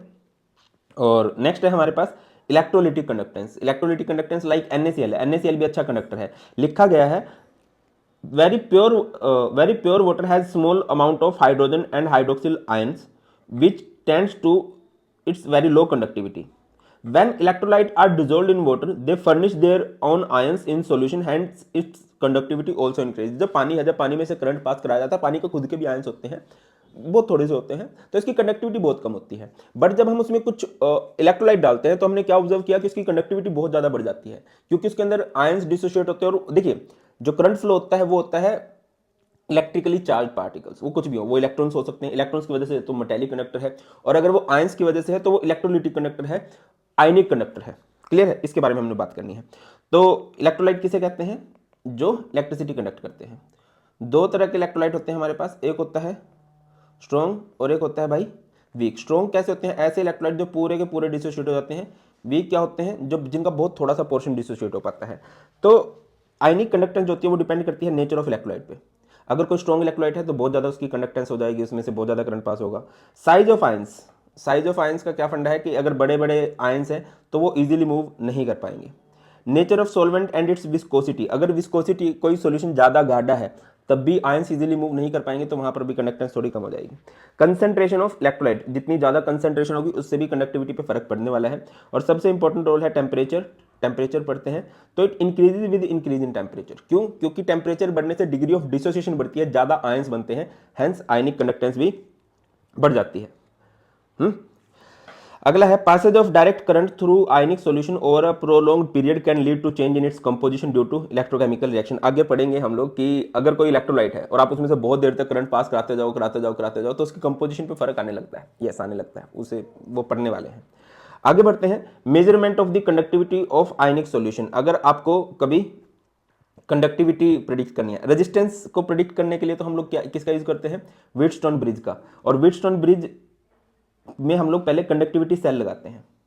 ये कंडक्टिविटी सेल आपको दिखाई दे रहे होंगे, ठीक है। ये हमारे पास एक कंटेनर है जिसके अंदर आपने आयनिक सॉल्यूशन ले लिया, ये कंडक्टिंग वायर है, और यहाँ पर आपने प्लेटिनम की इलेक्ट्रोड ले ली है। एक दूसरा सेटअप आप लोगों ने बनाया, ये भी कंडक्टिविटी सेल है, इसमें भी क्या है, प्लेटिनम की इलेक्ट्रोड्स हैं और ऊपर कंडक्टिविटी कनेक्टिंग वायर्स हैं, ठीक है। उसके बाद हम क्या, अच्छा फॉर्मूला मैंने आपको सारे के सारे करवाई दिए हैं, तो क्या हो जाएगा भाई, देखो आर मैंने आपको क्या बताया था, रो एल बाय ए, है ना। या फिर इसको हम लोग क्या भी लिख सकते हैं, R is equal to rho L by A. Rho को हम लोग क्या लिख सकते हैं, 1 by kappa L by A. L by A itself a constant which is known as G star. इसको हम लोग क्या बोलते हैं, जी स्टार, या फिर इसे बोला जाता है सेल कॉन्स्टेंट, सेल कॉन्स्टेंट, ठीक है, L length, A is area of conductor. तो यहाँ से अगर आप कर दो जी स्टार को, अगर आपको निकालना है जी स्टार, वैसे तो एल बाई ए भी हो सकता है और एल बाई ए, या फिर इसको क्या भी कर सकते हो आर इंटू में कप्पा भी कर सकते हो, इस तरह से भी निकाला जा सकता है ना, एल बाई ए को उधर ले गए ना। चलिए आगे बढ़ते हैं। तो व्हीटस्टोन ब्रिज की हेल्प ले सकते हैं हम अननोन रेजिस्टेंस निकालने के लिए। जैसे हमारे पास व्हीटस्टोन ब्रिज का सेटअप है और ये हमने इधर कंडक्टिविटी सेल लगा दिया और इसकी अगर हमें रेजिस्टेंस निकालनी है तो R2 का फॉर्मूला क्या बनेगा, R1 into R4 bye R3। बाकी आजकल व्हीटस्टोन ब्रिज के अलावा भी बहुत सारे डिवाइस आ गए हैं जिनकी हेल्प से आप कंडक्टेंस रेजिस्टेंस डायरेक्ट भी निकाल ही सकते हो। बाकी अभी आप लोगों ने फॉर्मूला किया ही था, क्या फॉर्मूला किया था भाई, जी स्टार क्या होता है आर इंटू में कप्पा। और अगर आपको कप्पा निकालना है तो आप कैसे निकाल सकते हो, जी स्टार बाय आर करके। कप्पा इज कंडक्टिविटी, ठीक है। अगर आपको कभी भी कंडक्टिविटी निकालनी है तो आपको सेल कांस्टेंट के बारे में पता होना चाहिए और रेजिस्टेंस के बारे में पता होना चाहिए। अच्छा, the conductivity of solution of different electrolyte in the same solvent at a given temperature differ. क्या कह रहे हैं कि सॉल्यूशन सेम है, मतलब सॉल्वेंट सेम है, बट आप उसके अंदर अगर इलेक्ट्रोलाइट डिफरेंट करोगे तो उसकी कंडक्टिविटी डिफरेंट आएगी। क्यों डिफरेंट आएगी, क्योंकि अलग अलग इलेक्ट्रोलाइट के आयंस का साइज डिफरेंट होगा, उनकी नेचर डिफरेंट होगी, उस इलेक्ट्रोलाइट का नेचर भी डिफरेंट होगा, उन पे चार्ज अलग अलग अपीयर होने वाला है, इस वजह से आएगी भाई। बाकी अगली टर्म आती है मोलर कंडक्टिविटी। मोलर कंडक्टिविटी को हम लोग लैम्डा एम से रिप्रेजेंट करते हैं। फॉर्मूला क्या बनेगा इसका, kappa, kappa is conductivity by में सी, सी इज मोलैरिटी, है ना। या फिर मोलर कंडक्टिविटी का फॉर्मूला क्या ही बन सकता है, कप्पा इंटू 1000 बाय एम, ये ज़्यादा फेमस फॉर्मूला है इसका। और मोलर कंडक्टिविटी की यूनिट क्या होती है, Simon centimetre square mole inverse. और साइमन सेंटीमीटर, ये देख लेना यार, ये यूनिट से रिलेटेड ना बन जाते हैं question. Siemens centimetre square mole inverse, और 1 siemens centimetre square mole inverse जो होता है वो 10 की power -4 siemens metre square mole inverse के इक्वल होता है। क्लियर है, आगे मूव करते हैं। ये लिखा गया है unit of molar conductivity siemens centimetre square mole inverse होता है। आगे मूव करते हैं, variation of conductivity and molar conductivity with concentration. क्या फर्क पड़ेगा भाई, conductivity always decreases with decrease in concentration both for weak and strong electrolyte. क्यों होता है ऐसा, number of ions per unit volume carry that current in a solution decreases on dilution. देखिए molar conductivity कैसे निकाली जाती है, ठीक है। जैसे कि ये है, यहाँ पर हमारे पास ये है, ठीक है, इलेक्ट्रोड्स हैं। अब इसके अंदर हम लोग क्या डालेंगे, सॉल्यूशन डालेंगे। इन इलेक्ट्रोड्स का जो डिस्टेंस है मान के चलते हैं हम 1 सेंटीमीटर है, और एरिया ऑफ क्रॉस सेक्शन जो है 1 सेंटीमीटर स्क्वायर है। तो टोटल इसके अंदर वॉल्यूम कितना बनेगा, 1 सेंटीमीटर क्यूब। इस 1 सेंटीमीटर क्यूब में जितने आयंस आएंगे, उन आयंस की वजह से जो कंडक्टिविटी होती है उसको ही हम लोग आयनिक कंडक्टेंस, उसको ही हम लोग आयनिक कंडक्टिविटी बोलते हैं। रिपीट कर रहा हूं, इस 1 सेंटीमीटर क्यूब के अंदर जो आयंस आएंगे, उन आयंस की वजह से जो कंडक्टेंस होती है उसको बोलते हैं आयनिक कंडक्टेंस। जब आप कंसंट्रेशन घटाते हो या जब आप डाइल्यूशन बढ़ाते हो, डाइल्यूशन बढ़ाने का मतलब होता है पानी ज्यादा डालना। जब आप इसमें पानी ज्यादा डालोगे तो इधर इस स्पेसिफिक वॉल्यूम के अंदर नंबर ऑफ आयंस कम हो जाएंगे और इसी की वजह से आयनिक कंडक्टेंस भी घट जाएगी। क्लियर है कि नहीं क्लियर है भाई, आई होप तो क्लियर होगा। अगली बात करते हैं, अभी आप लोगों ने क्या किया था, जी स्टार इज इक्वल टू के इंटू में आर, के इज कप्पा, ठीक है। और अगर यहाँ से कप्पा का एक और फॉर्मूला करना चाहो आप, जी स्टार बाय में आर, या फिर जी स्टार और 1 बाय आर क्या होता है, जी होता है, कंडक्टेंस होता है। और अगर आपको जी कभी निकालना हो तो वो क्या भी हो सकता है, कप्पा बाय जी स्टार। ये सारे फॉर्मूला इंटर कन्वर्टिबल आप कर सकते हो। और कप्पा, या फिर एक फॉर्मूला क्या हो सकता है, कप्पा और जी स्टार क्या है, length by area, length upon में, और यहाँ पर इंटू में आ जाएगा एरिया। मोलर कंडक्टिविटी क्या होता है, मोलर कंडक्टिविटी क्या होता है, conductance of volume we of the solution contain 1 mole of electrolyte kept between 2 electrodes of the area of cross section A and distance of unit length. मतलब इसमें देखिए molar conductivity में मेन पॉइंट है मोल। 1 मोल electrolyte के ions की वजह से जो कंडक्टेंस होती है उसको हम मोलर कंडक्टिविटी बोलते हैं। सीधी स्पष्ट बात है, क्लियर है। आगे मूव करते हैं। तो मोलर कंडक्टिविटी का फॉर्मूला मैंने आपको बता दिया था। अब मोलर कंडक्टिविटी का फॉर्मूला क्या है, अगर आपको याद हो, कप्पा इंटू में 1000 बाय एम, या फिर मोलर कंडक्टिविटी का दूसरा फॉर्मूला क्या होगा, कप्पा इंटू में वी। अब आप एक बात समझो कि V का मतलब होता है V, डाइल्यूशन बढ़ाने से क्या होगा, वॉल्यूम बढ़ेगा, और वॉल्यूम बढ़ाने से मोलर कंडक्टिविटी बढ़ेगी। M का मतलब होता है मोलर कंसंट्रेशन, अगर आप कंसंट्रेशन बढ़ाओगे तो मोलर कंडक्टिविटी क्या हो जाएगी भाई, घट जाएगी, ये बात याद रखना। अच्छा, एक ग्राफ होता है, बड़ा ही इंपॉर्टेंट ग्राफ है, मोलर कंडक्टिविटी वर्सेस कंसंट्रेशन का। ठीक है, अब इस ग्राफ में हम समझ गए हैं कि अगर कंसंट्रेशन बढ़ाएंगे हम तो हमारी मोलर कंडक्टिविटी जो है वो घटने वाली है, या फिर अगर हम कंसंट्रेशन घटा दें तो मोलर कंडक्टिविटी बढ़ जाएगी। जैसे हमने एक इलेक्ट्रोलाइट लिया है KCl, आप इसकी इस तरफ क्या कर रहे हो, कंसंट्रेशन घटा रहे हो तो इसकी मोलर कंडक्टिविटी बढ़ती जा रही है। और वीक इलेक्ट्रोलाइट के लिए अगर आप बनाओगे तो आपको कुछ इस तरह से मिलेगा, इस तरह से, इन दी एंड ये पैरेलल टू वाई एक्सिस हो जाएगा। अच्छा, अब सीन समझना थोड़ा ध्यान से, कंफ्यूज मत होना, कि जो स्ट्रॉन्ग इलेक्ट्रोलाइट है ना, जो स्ट्रॉन्ग इलेक्ट्रोलाइट है इसको हम एक्स्ट्रा प्लॉट कर सकते हैं ऐसे, इस पॉइंट पे। ठीक है, इसको बोलते हैं limiting molar conductivity. Limiting molar conductivity का मतलब क्या होता है, जब डाइल्यूशन इनफाइनाइट हो जाए और डिग्री मतलब इसकी कंसंट्रेशन जीरो हो जाए। ठीक है, बट वीक इलेक्ट्रोलाइट के लिए प्रैक्टिकली ऐसा पॉसिबल नहीं है करना। क्यों? क्योंकि सर जो वीक इलेक्ट्रोलाइट होते हैं वो बहुत थोड़े डिसोशिएट होते हैं, वो 100% डिसोशिएट नहीं होते। आप उसमें पानी डालते जाओगे थोड़ा थोड़ा थोड़ा थोड़ा डिसोशिएट होते चलते हैं। ठीक है, तो स्ट्रॉन्ग इलेक्ट्रोलाइट के लिए लिमिटिंग मोलर कंडक्टिविटी बहुत इजीली निकल सकती है। वीक इलेक्ट्रोलाइट कभी भी इधर कनेक्ट नहीं करेगा जब आप उसकी लिमिटिंग मोलर कंडक्टिविटी निकाल पाओ नॉर्मल किसी मेथड से। अच्छा, ग्राफ आपसे कई बार पूछा जाएगा, याद रखना ऐसे वाला ग्राफ किसका है, हमेशा स्ट्रॉन्ग का, और जो बिल्कुल एकदम से इंक्रीज दिखाता है वो है वीक का। ठीक है, और इसको हम लोग क्या बोलते हैं, जब आपने इसको एक्स्ट्रा प्लॉट करके जीरो कंसेंट्रेशन पे ले गए, इसको बोला जाता है लिमिटिंग मोलर कंडक्टिविटी। क्लियर है? आगे है भाई, अच्छा, ये जो ग्राफ बनाया है आपने कैसे बनाया है, ये है मोलर कंडक्टिविटी, ये है लिमिटिंग मोलर कंडक्टिविटी, माइनस ए एक कांस्टेंट है, और ये है C हाफ कंसेंट्रेशन का रूट। ए की वैल्यू जो होती है कांस्टेंट होती है अलग अलग इलेक्ट्रोलाइट के लिए, NaCl के लिए, CaCl2 के लिए, MgSO4। अच्छा, यहाँ पर ना इलेक्ट्रोलाइट की नेचर किस तरह से दिखाई गई है, कटायन अनायन के चार्ज पे। जैसे NaCl है, Na पॉजिटिव है, Cl नेगेटिव है, 1:1। CaCl2 है, इधर Ca पे कितना चार्ज है, 2 पॉजिटिव है, और Cl पे कितना चार्ज है, -1 है। MgSO4 है, इस पे +2 है, इस पे -2 है, तो इसको 2 इलेक्ट्रोलाइट बोलेंगे। अब ये नेचर अलग अलग है इलेक्ट्रोलाइट की, तो इनके लिए ए की वैल्यू अलग अलग होगी, ज़्यादा डिटेल में जाने की जरूरत आपको है नहीं। ठीक है, इसके बाद हमारे चलते हैं भैया किस पे, कोलर्स लॉ पे। Kohlrausch's law of independent migration of ion.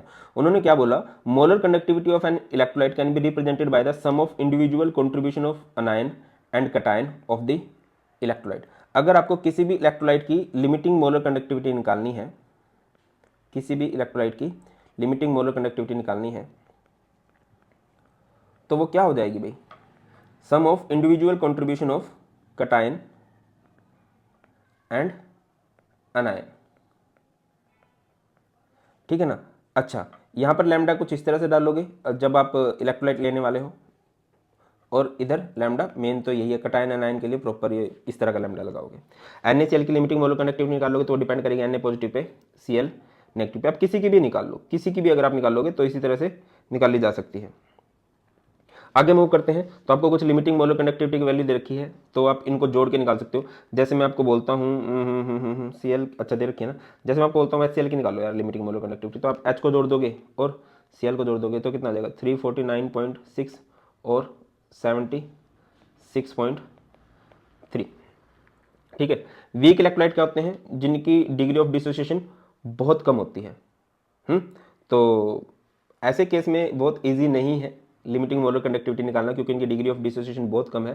तो हम लोग हेल्प लेते हैं किसकी, therefore limiting molar conductivity for weak electrolyte is obtained by Kohlrausch's law of independent migration of ion. अच्छा, अब जैसे मैं आपको बोलता हूँ यहाँ पर CH3CH एक वीक इलेक्ट्रोलाइट है, इसकी limiting molar conductivity comment section में बता देना। बाकी इसके अलावा क्या क्या फायदे हैं भाई इसके, अगर मैं कोलर्स लॉ की बात करूं तो आप डिग्री ऑफ डिसोसिएशन निकाल सकते हो। Degree of dissociation is alpha, जिसका फॉर्मूला क्या बनता है, molar conductivity by limiting molar conductivity. इसके अलावा आप लोग यहाँ पर निकाल सकते हो क्या भाई, डिसोसिएशन कांस्टेंट। डिसोसिएशन कांस्टेंट का फॉर्मूला क्या बनेगा, अगर आप कभी डिसोसिएशन कांस्टेंट निकालना चाहते हो तो इसका फॉर्मूला बनेगा C∝² क्लियर है? आगे मूव करते हैं, जैसे कि एक क्वेश्चन ही देख लेते हैं। Limiting molar conductivity for NaCl HCl, ये सोडियम AC जो लिखा गया है इसे सोडियम एसीटेट बोलते हैं। कुछ ये वैल्यू दी गई है, इथेनोइक एसिड की निकालनी है।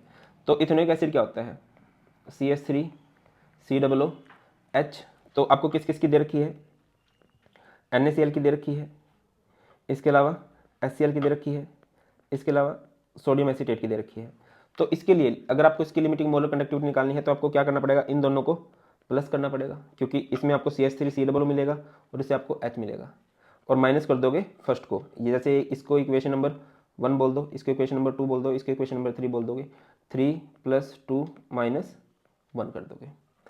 ठीक है, तो आपकी वैल्यू आ जाएगी 3 + 2 - 1, ये आंसर आ जाएगा। अच्छा, द कंडक्टिविटी ऑफ 0.001028 मोल पर litre acetic acid is this, calculate its dissociation constant for acetic acid. आपको डिसोसिएशन कांस्टेंट निकालना है। अब ये बड़ा ही लेंथी क्वेश्चन की तरफ हम लोग जा रहे हैं, तो इसके लिए सबसे पहले हमें डिग्री ऑफ डिसोसिएशन निकालना पड़ेगा, और डिग्री ऑफ डिसोसिएशन निकालने के लिए सबसे पहले हमें मोलर कंडक्टिविटी निकालनी पड़ेगी। मोलर कंडक्टिविटी का फॉर्मूला क्या होता है, कप्पा इंटू में 1000 बाय में m।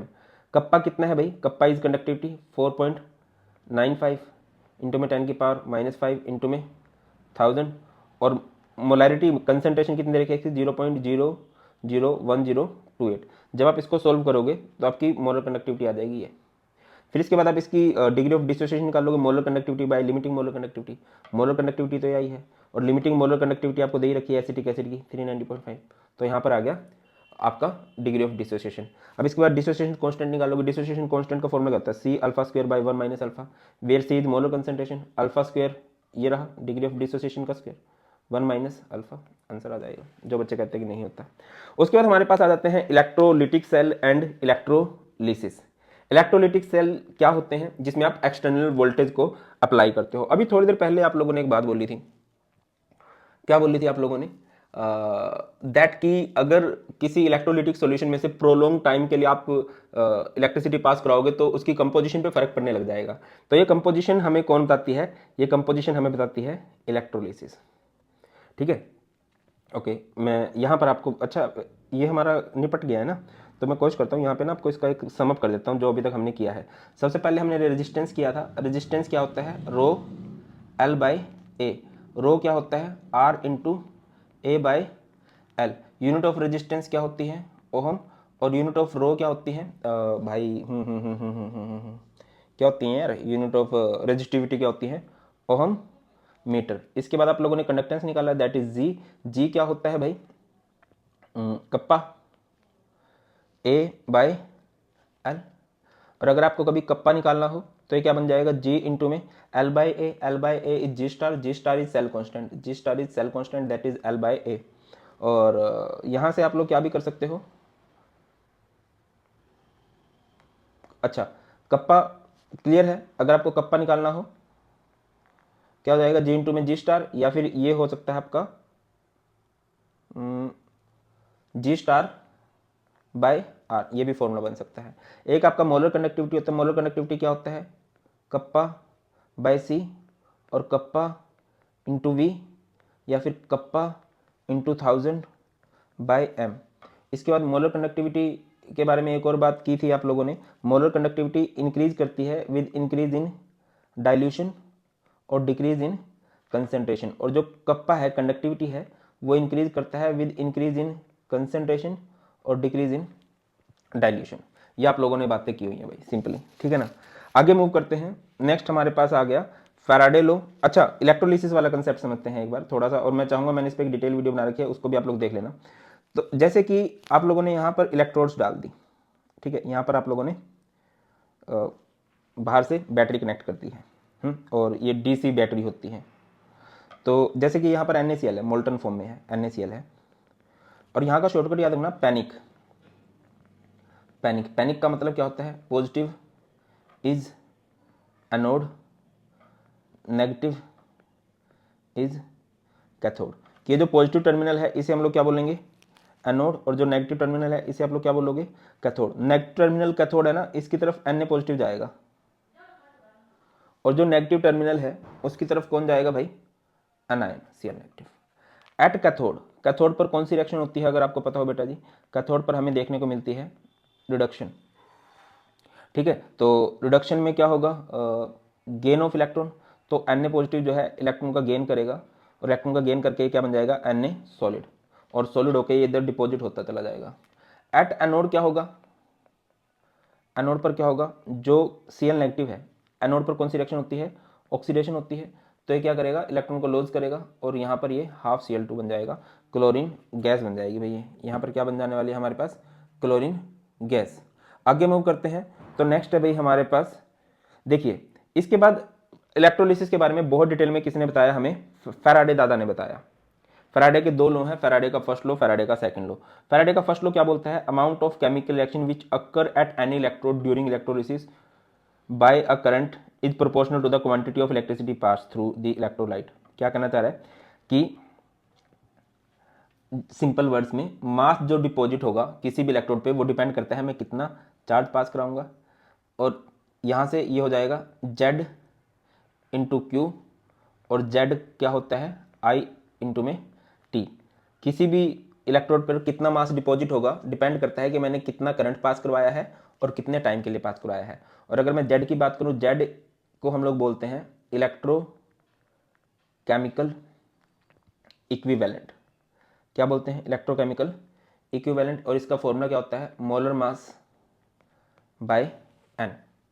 अगर बात करते हो फैराडे के सेकंड लॉ की, सेकंड लॉ सिंपल है, वो क्या बोलता है, the amount of different substance liberated by the same quantity of electricity pass through the electrolytic solution are proportional to their chemical equivalent weight. ये देखो ये बात करता है, जो फैराडे का फर्स्ट लॉ है वो बात करता है एक सॉल्यूशन की, है ना, एक सॉल्यूशन में एक ही तरह की रिएक्शन हो रही होगी और वो बोल रहा है जितना मास डिपॉजिट होगा डिपेंड करता है मैंने कितना करंट पास कराया कितने टाइम के लिए। जो दूसरा लॉ है वो बात करता है कि जब आपके पास एक से ज़्यादा कंटेनर है, ठीक है, तो उसमें एक से ज़्यादा आपने सॉल्यूशन ले लिए और उसमें से सेम अमाउंट ऑफ इलेक्ट्रिसिटी पास कराया, जैसे एक सॉल्यूशन है x, एक सॉल्यूशन है y, तो मास ऑफ x डिपॉजिट की x कितना डिपॉजिट होगा बेटा जी, x डिपॉजिट होने वाला है equivalent mass of x, mass of y deposited, y कितना डिपॉजिट होगा भाई,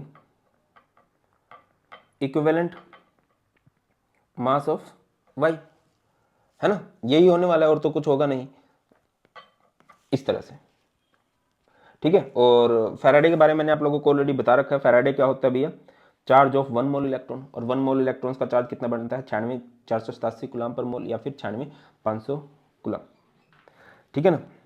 आगे मूव करते हैं, नेक्स्ट है भैया, किसी भी रिएक्शन को अगर करवाना है कितना चार्ज रिक्वायर होता है, तो आप ये देख लो कि वहाँ पर कितने इलेक्ट्रॉन्स की जरूरत पड़ रही है।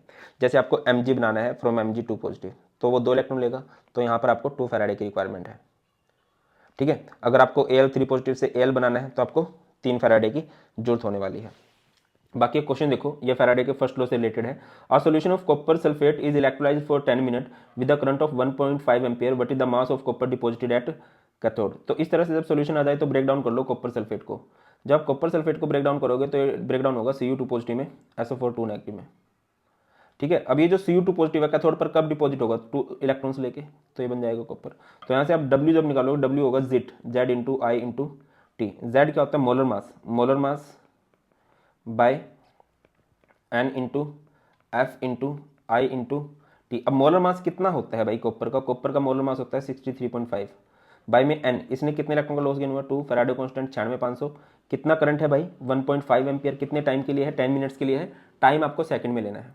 तो टाइम जब आप सेकंड में लोगे तो ये कितना हो जाएगा 10 इंटू 60 दैट इज 600, ये कैंसिल हो जाएगा और इसके बाद आप इसको सोल्व कर लोगे तो जो भी आएगा वो आंसर आपका ग्राम्स में आ जाएगा। उसके बाद है प्रोडक्ट ऑफ इलेक्ट्रोलिसिस। अगेन मैं बोलूँगा कि इस पे थोड़ा सा डिटेल में मैंने आप लोगों को करवा रखा है प्रोडक्ट ऑफ इलेक्ट्रोलिसिस वाला कंसेप्ट, इसको आप लोग देख लेना, ये ऐसे नहीं है, मतलब आराम से समझने वाली बात है।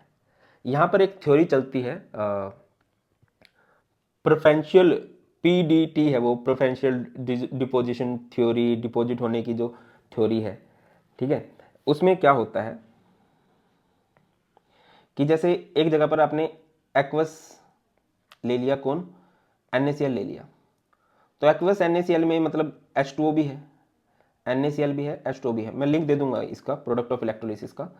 तो यहाँ पर Na पॉजिटिव बनेगा और Cl नेगेटिव बनेगा, H2O में से H पॉजिटिव बनेगा, OH नेगेटिव बनेगा।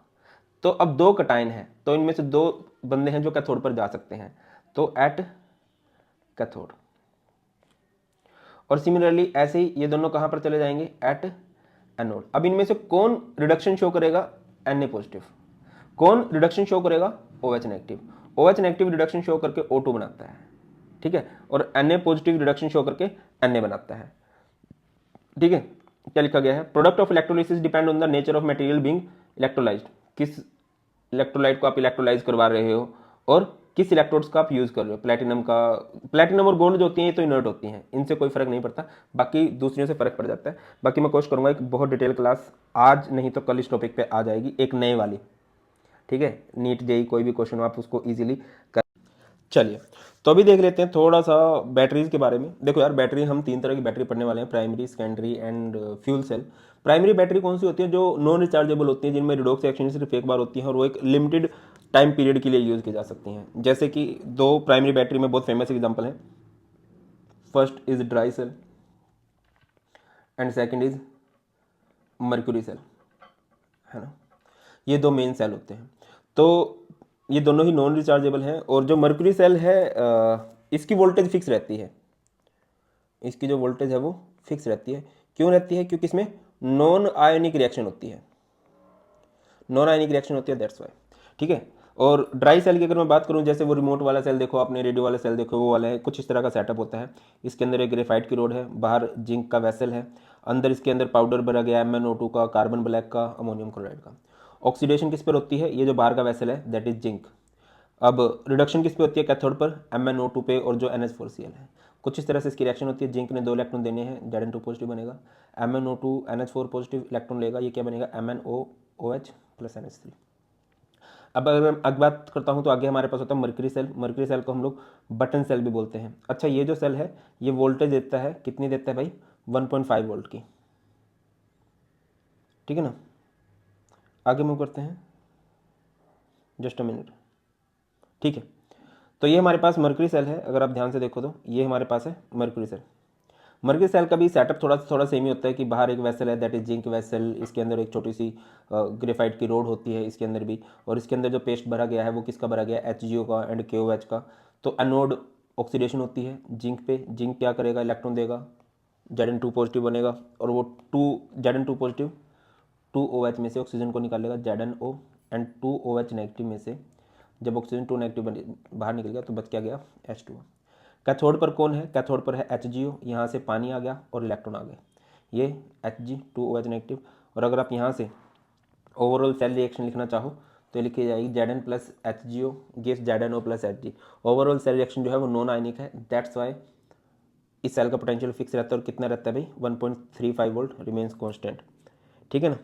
आगे मूव करते हैं तो नेक्स्ट हमारे पास सेकेंडरी बैटरीज आती हैं। सेकेंडरी बैटरी जो रिचार्जेबल होती हैं, रिचार्ज किया जा सकता हो, कैन बी रिचार्ज, और इनको लॉन्ग ड्यूरेशन ऑफ टाइम के लिए यूज़ किया जा सकता है।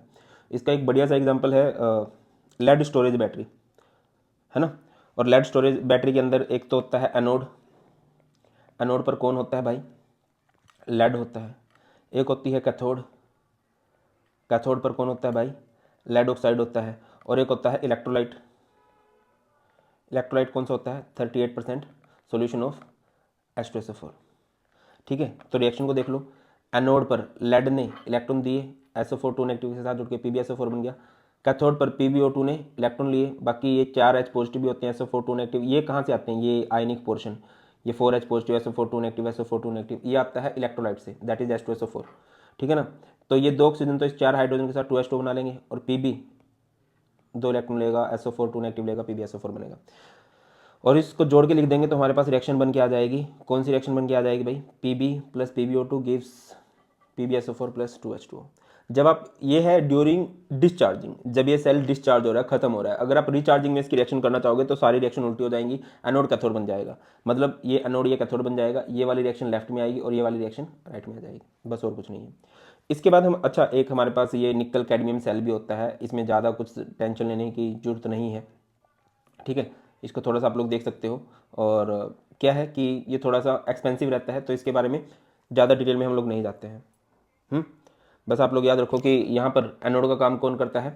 कैडमियम, ये बनेगा CdO। और कैथोड का काम कौन करता है? निकल, 2NiOH ट्वाइस एंड वाटर बनेगा। रिएक्शन को याद कर लेना। अब देखिए जो फ्यूचर है ना, वो होती है फ्यूल सेल, सबसे इंपॉर्टेंट, जो हमने इस चैप्टर की स्टार्टिंग में भी पॉइंट डिस्कस किया था। क्या था भाई?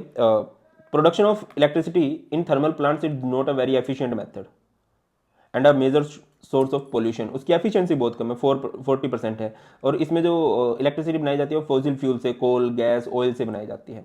तो इसलिए फ्यूचर की तरफ हम लोग देख रहे हैं, that is fuel cell. Fuel cell में क्या होता है? Energy of combustion of fuels like hydrogen, methane, methanol, उसको डायरेक्टली इलेक्ट्रिकल एनर्जी में कन्वर्ट किया जाता है। और मोस्ट सक्सेसफुल फ्यूल सेल कौन सा? हाइड्रोजन ऑक्सीजन फ्यूल सेल है, और इसका यूज़ किया जा रहा है अपोलो स्पेस प्रोग्राम के अंदर। ठीक है, ये कुछ इस तरह का सेटअप होता है। इस तरफ से हाइड्रोजन गैस जाती है, इस तरफ से ऑक्सीजन गैस होती है। ये इलेक्ट्रोड्स होती हैं, कार्बन की बनी हुई हैं ये, और पोरस होती हैं, इनमें हल्के हल्के होल्स होते हैं, और इसके अंदर कोई एक्वस इलेक्ट्रोलाइट है, NaOH या फिर KOH। ठीक है, और इसकी खास बात क्या है कि इसकी एफिशिएंसी 70% है। बाकी हमारे पास दूसरे मेथड है, उनकी एफिशिएंसी 40% है। और इसमें जो साइड प्रोडक्ट बनता है वो वाटर बनता है। तो side product water water water, कोई पोल्यूशन नहीं है ना, तो वो हमारे लिए फ़ायदेमंद ही है। और रिएक्शन करना चाहो तो एनोड पे क्या होगा? 2H2 ने 4 इलेक्ट्रॉन देने हैं। ये 4OH नेगेटिव, मैंने बोला ना, आयनिक पोर्शन कहाँ से आता है? इलेक्ट्रोलाइट से आता है। जहाँ भी जितनी भी आप रिएक्शन देख रहे हो, आयनिक पोर्शन कहाँ से आएगा? इलेक्ट्रोलाइट से आएगा। ठीक है, फिर कैथोड पर क्या होगी? रिडक्शन होगी। रिडक्शन में क्या होगा भैया? एक तो वो ऑक्सीजन जो है वो 4 इलेक्ट्रॉन लेगा और 4H2 में से 2H2 लेगा। इन सबको जोड़ दो, 4 हाइड्रोजन है और 4 ही ऑक्सीजन भी है, पूरा नेगेटिव 4OH नेगेटिव, ये कैंसिल हो जाएगा। 4OH नेगेटिव से 4OH नेगेटिव, 4 इलेक्ट्रॉन से 4 इलेक्ट्रॉन, 2H2 से 2, तो ओवरऑल से रिएक्शन बनेगी 2H2 plus O2 gives 2H2। Thermal plants की एफिशिएंसी 40% है और इसकी एफिशिएंसी 70% है। Fuel cells are pollution free. In view of their future a variety of fuel cells have been fabricated and tried, बनाए जा चुके हैं। इसके बाद है कोरोजन। कोरोजन का मतलब होता है मेटल्स का धीरे धीरे खत्म हो जाना, है ना। Corrosion slowly quotes the surface of metal objects with oxide and other salt of metal, है ना, धीरे धीरे खत्म हो जाती है। कैसे? उनके ऊपर अलग अलग सोल्ट बनते हैं, ऑक्साइड, सल्फेट्स, हाइड्रोक्साइड, जिसकी वजह से मेटल खत्म होने लगती है। एग्जाम्पल की बात करें, rusting of iron, tarnishing of silver, development of green coating on copper. ठीक है, तो ये है भाई, और कुछ नहीं है। और क्या है, अगर आप आयरन की रस्टिंग की बात करते हो तो उधर एनोड पर क्या होती है? आयरन 2 इलेक्ट्रॉन देता है, 2Fe2 पॉजिटिव। कैथोड पर क्या होता है? कैथोड मतलब गेन ऑफ इलेक्ट्रॉन, इलेक्ट्रॉन्स का गेन कौन करता है? ऑक्सीजन, और पानी में से 4H पॉजिटिव, और ये जो 4 इलेक्ट्रॉन दिए हैं वो ले लेता है। यहाँ पर क्या बन जाता है? H2। इसकी ओवरऑल सेल रिएक्शन भी थोड़ी सी याद रख लेना। ठीक है, रस्टिंग ऑफ आयरन की। और रस्टेड आयरन का फॉर्मूला क्या होता है? Hydrated ferric oxide, Fe2O3 XH2। Prevention कैसे करना है? उस मेटल को एटमॉस्फेरिक गैसेज के कांटेक्ट में ही मत आने दो, तो उस तरह से हम उसको प्रिवेंट कर सकते हैं। Covering the surface with paint और by some chemicals like by bisphenol. ठीक है, इसके अलावा कौन सा मेथड है कि भाई कुछ ज़्यादा एक्टिव मेटल से उसको पेंट कर दो, उसको प्रोटेक्ट कर लो, लाइक टीन एंड जिंक। ठीक है, electrochemical method is provide a sacrificial protection. Sacrificial protection क्या होता है? जैसे पुरानी बॉलीवुड की फिल्मों में होता था ना, कोई और अपनी बलि दे देता था हीरो को बचाने के लिए, तो ऐसी बलि दी जाती है। और कौन देगा? जैसे आयरन को प्रोटेक्ट करने के लिए उससे ज़्यादा एक्टिव मेटल मैग्नीशियम और जिंक प्रोटेक्ट करते हैं। और एक छोटा सा टॉपिक लिखा गया है, हाइड्रोजन इकोनॉमी। हाइड्रोजन इकोनॉमी क्या है? Hydrogen provide an ideal alternative as its combustion results in water only, कि जब हाइड्रोजन को जलाएंगे तो इससे सिर्फ पानी ही बनेगा। Hydrogen production must come from splitting water using solar energy. ठीक है, तो हाइड्रोजन, अच्छा, हमारे अर्थ के एटमोस्फेयर में हाइड्रोजन ज़्यादा नहीं है, तो अगर हमें पोल्यूशन फ्री बनाना है तो कैसे बनाओ? कि वाटर को तोड़ो, और कैसे तोड़ो भाई? Using solar energy. Hydrogen can be used as a renewable and non polluting source of energy. This is the vision of the hydrogen economy. ठीक है, hydrogen can be used as renewable and non polluting source of energy. Renewable and non polluting source के रूप में hydrogen का use करो, और इसी को हम लोग क्या बोलते हैं? Hydrogen economy. Both the production of hydrogen by electrolysis of water and hydrogen combustion in a fuel cell will be important in future. ठीक है, तो ये है हमारे पास सारे का सारा इंपॉर्टेंट पॉइंट्स ऑफ किसके भाई? इलेक्ट्रोकेमिस्ट्री। That's all. और आपको किसी भी पॉइंट में प्रॉब्लम आ रही है, आप चाहते हो कि सर इस पॉइंट पे थोड़ा डिटेल में करवा दो, तो श्योरली मैं करवा दूंगा। That's all in this video. और अगले चैप्टर की NCERT लाइन बाय लाइन भी बहुत जल्दी आ रही है। बहुत ख्याल रखिए, बहुत जल्द मिलते हैं। God bless you.